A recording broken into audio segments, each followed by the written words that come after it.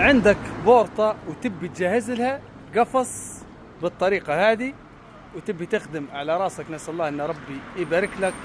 هذا وين؟ طبعا هذه ورشتي باهي اللولة اللي في وسط الزاوية، وهذا محل السرانتيات ومحل الحديد.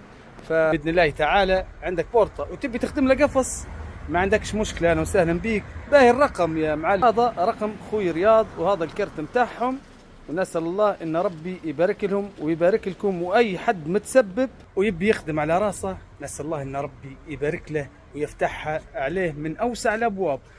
وتبي تخدم، رد بالك رد بالك، تحط مشروع في راسك رد بالك، توخر التوخير والتراجع والناس اللي بتيأسك لا بتخسر لا مش عارفيني، قول يلا وتوكل على الله وربك يسخر الحال بإذن الله تعالى.